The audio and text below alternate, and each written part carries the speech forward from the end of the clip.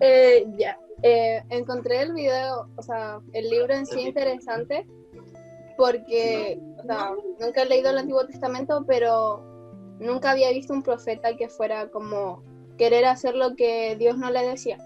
Y al final, como que el video muestra la misericordia de Dios, que es ver que a pesar de todo lo que hizo Jonás, igual lo llevó a predicar en la tierra donde estaban los enemigos de Jonás. Entonces eso fue como lo más interesante del video.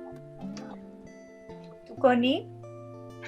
Yo igual lo encontré interesante, más que nada por la paciencia que el Señor tenía con Jonás, porque el Señor, o sea, Jonás le pedía al Señor que lo matara, pero él sabía que Jonás tenía una capacidad, que el Señor siempre veía una capacidad de él que sí, como podía ser misericordioso igual que el Señor, porque le quería mostrar que el Señor sí podía ser misericordioso con los enemigos de él, y lo encontré súper bonito, ¿verdad? Interesante. Amén. ¿Tú, Sammy, lograste entender algo? O sea, conocía la historia ya y lo que decía ahí también igual. Pero lo que dijo al final, eso como que nunca lo había visto, eso de que Jonás sintió como que, no sé, como que le indignaba o como que le chocaba que Dios amara a su enemigo. Y eso no lo había captado nunca. Nunca lo había visto así. Y eso, y tampoco me acordaba que el libro terminaba así, como que Jonás le pedía al Señor casi que lo matara o que quería morir. Y es fuerte. Eso me llamó como la atención. Amén. ¿La Victoria con el Alonso? No mucho, pero igual esa parte de Dios que hablaba la Panchi, que el Señor es súper misericordioso y muchas veces, aunque nosotros somos súper ineficientes y muchas veces nos resistimos a su llamado, el Señor sí o sí va a dar el mensaje a pesar de nosotros. El Señor sí o sí va a hacer su obra, a pesar de que por así decirlo no cuente con nosotros. Pero por otro lado, es algo que a nosotros nos va a beneficiar el movernos por el Señor, y Él también se encarga de esa parte, se encarga de las dos partes, de que quien necesite recibir, reciba de lo que Dios tiene para dar y de su misericordia, quizás no solo juicio, sino que su misericordia. Pero también se encarga de que nosotros, sea como sea, quizás mojados, vomitados por un pez y todo, cansados, lleguemos a lo que el Señor va con su obra, por así decirlo. Yo logré ver que solo somos peones en todo el plan de Dios. Nosotros no le hacemos un favor a Dios haciendo lo que Él nos pide o haciendo lo que Él nos manda, sino que Dios es misericordioso al tenernos cerca de su brazo, al tenernos cerca de Él. Y era hermoso como pudo haber Dios desechado a Jonás en la primera vez que él se quiso ir, o lo podría haber matado o simplemente sacrificado porque él no servía, porque su corazón no estaba preparado para servir a Dios. Pero Dios le dio una oportunidad, varias oportunidades, y le hizo entender que, aunque no entendiera verdaderamente, entender que Él no es el que elige, sino que si Dios quiere lo va a hacer.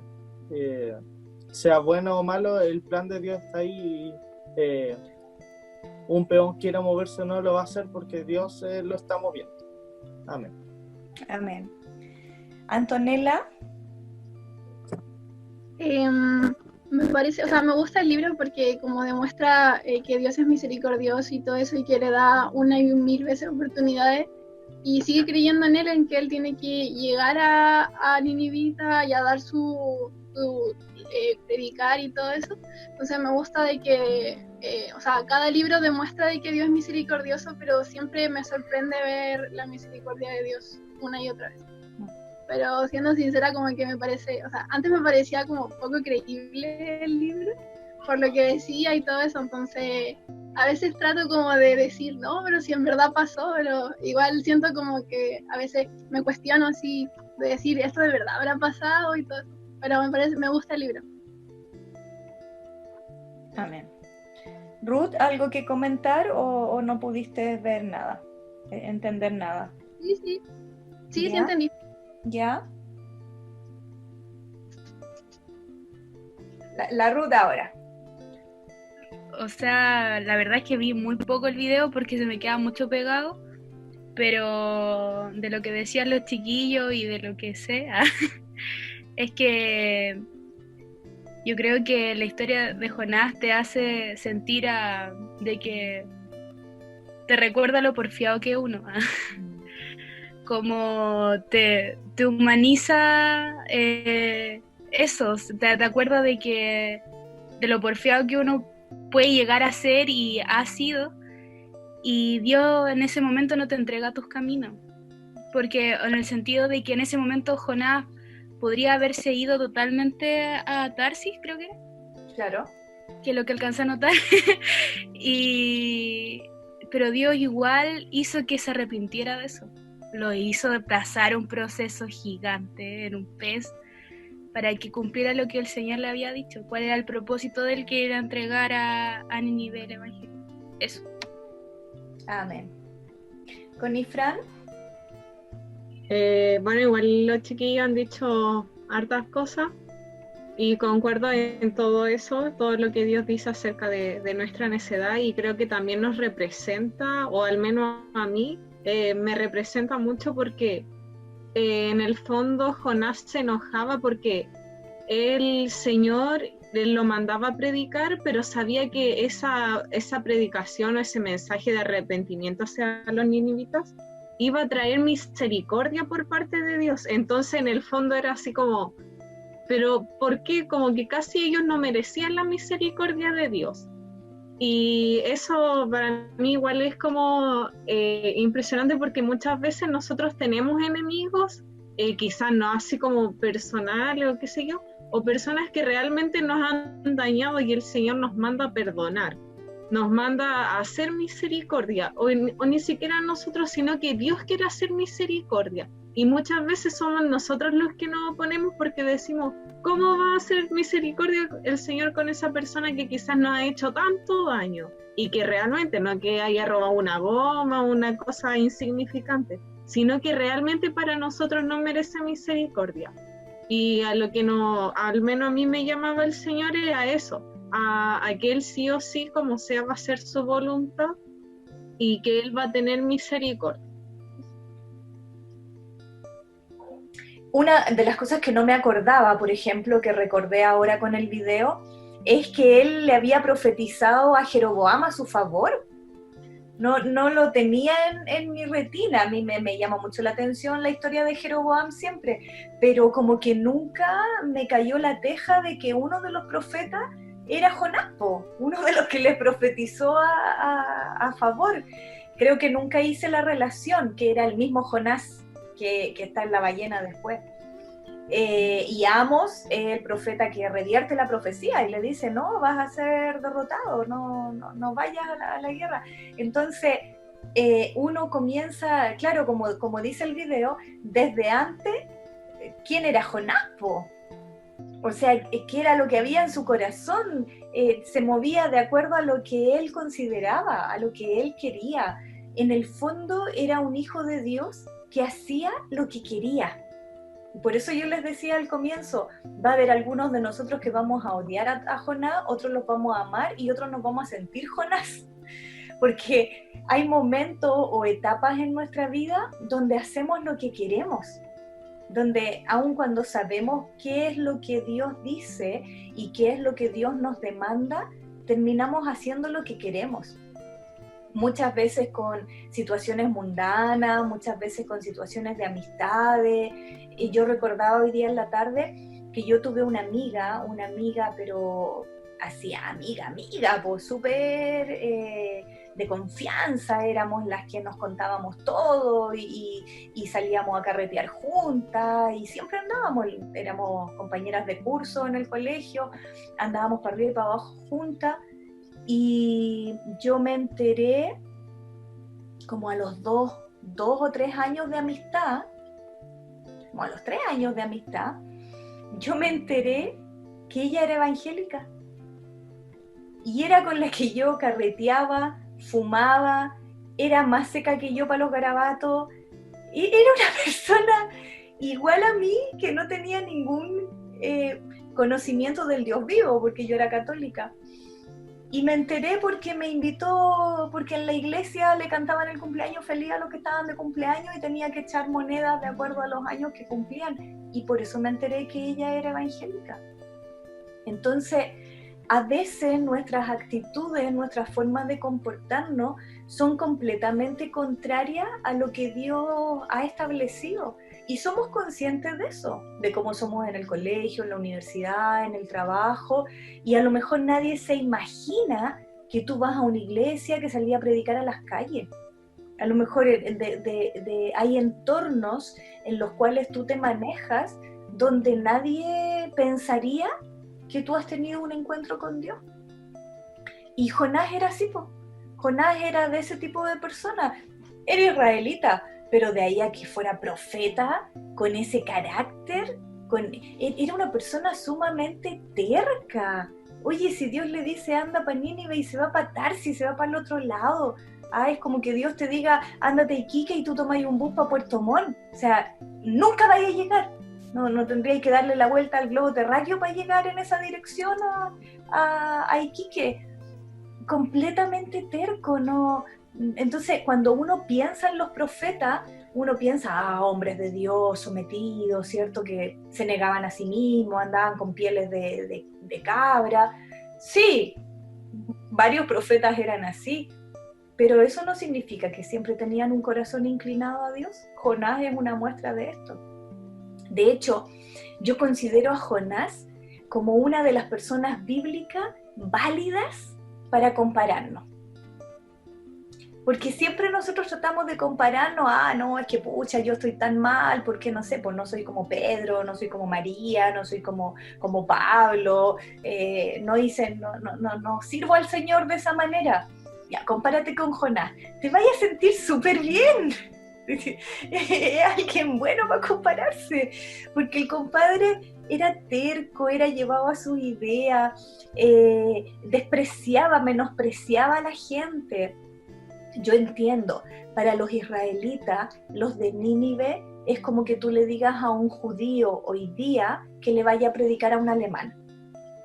Es más o menos esa la relación, ¿ya? Que tú, por ejemplo, si pueden, durante esta semana, se los doy como tarea, busquen el testimonio de Kathryn Kuhlman. Anoten ahí en su cuadernito, Kathryn Kuhlman, es Kathryn, con TH, ¿ya? Kuhlman con K me parece que es. Kathryn Kuhlman. Una abuelita, van a encontrar el testimonio, está muerta ya, comida por los gusanos hace rato la Kathryn Kuhlman. Abuelita, incluso en sus testimonios sale como abuelita. Pero su testimonio es muy bueno, porque ella estuvo en un campo de concentración judío y un día se tuvo que enfrentar con las personas que habían estado, los alemanes, como una de las mujeres alemanas que había estado en el campo de concentración torturando. No les voy a contar más para que vean el testimonio. Pero es como eso, es como decirle a un judío, anda y predícale al carcelero que te tuvo en el campo de concentración. Para Jonás era así, odiaba a Nínive. No le parecía que era un pueblo de cómo Dios va a tener misericordia de esta gente. No le cabía en su cabeza. Y muchas veces nosotros nos comportamos de esa manera. Como Jonás, determinamos por quién Dios nos va a hablar y por quién no. Nosotros terminamos definiendo quién es digno de que Dios me hable a mí. Y por eso les digo, no somos tan diferentes a Jonás. Y cuando nosotros vemos la historia, como decía la Anto, es una historia difícil de creer a veces, pero ¿saben qué? Para mí es más fácil creer que hubo un hombre vivo adentro de un pez que me imagino del tamaño de una ballena. Me es más fácil eso porque me imagino el estómago grande de la ballena, me imagino una garganta grande por donde pasa un cardumen de peces. ¿Cómo no va a pasar un hombre y vivir en un estómago donde hay aire, ya, porque no está lleno de agua, así que hay aire, es posible respirar? Me es más creíble eso que Dios abriera el mar. ¿Ya cómo Dios abrir el mar, po? ¿Me entienden? Entonces nosotros decimos, no, si Dios abrió el mar. Ya, ahora, ¿me es más creíble eso que Dios derribara una ciudad solamente porque la gente caminó alrededor? Entonces, se dan cuenta que si equilibramos las historias, no es tan patas para arriba la historia de Jonás, pues. A lo mejor es posible. Y las ballenas sí constantemente regurgitan en la palabra, devuelven, ¿cierto? Para no decir que vomitan lo que comen. Entonces sí, es probable. Y se acercan a las orillas, sí. Muchas ballenas quedan varadas porque se acercan a las orillas de las playas. Entonces, científicamente hablando, a lo mejor no es tan tirado las mechas la historia de Jonás, más tirada las mechas la del mar. Pero fue así, pues si hay evidencia, si han navegado en ese mar, han descendido y han encontrado carros de Faraón y restos de lo que quedó hundido cuando se cerró el mar. Entonces, arqueológicamente es verídica la historia del mar. Pero volvamos a Jonás, volvamos a quien él era, cómo él desechaba a la gente, cómo para él era más fácil tener misericordia con una planta, como le dice el Señor, que con las personas, porque lis y llanamente para él los ninivitas no eran personas, eran enemigos, ¿ya? Y me llama la atención cómo en un hijo de Dios puede llegar a sentarse a esperar que caiga prácticamente fuego del cielo y destruya esa ciudad. ¿Y sabe qué? Sigue siendo un profeta de Dios. Entonces por eso le digo, cuando quiera compararse con alguien de la Biblia, compárese con Jonás y así se va a sentir bien. Va a decir, bueno, yo no soy tan malo, ¿ah? Le va a servir un poquitito cuando usted se sienta así como, no, como yo voy a servir al Señor, si soy tan chueca, si he pecado tanto, si le fallo todos los días. Acuérdese de Jonás. Pero hay algo más que me llama la atención de Jonás, y es la seguridad que él tenía de quién es Dios. Para ser un hombre tan terco, para ser un hombre tan llevado a sus ideas, tenía sumamente claro quién era Dios. ¿Por qué él predica de esa manera? Porque él sabía, tal como decía el Alonso, que era un peón más, que Dios iba a cumplir igual su propósito. Entonces va y le predica a los ninivitas, de aquí a 40 días la ciudad va a ser destruida, y fue toda su predicación. Él, tal como decía ahí, no les habló de, oye, arrepiéntanse, busquen al Señor, vuélvanse a Dios, no les habló del Dios de los israelitas, nada.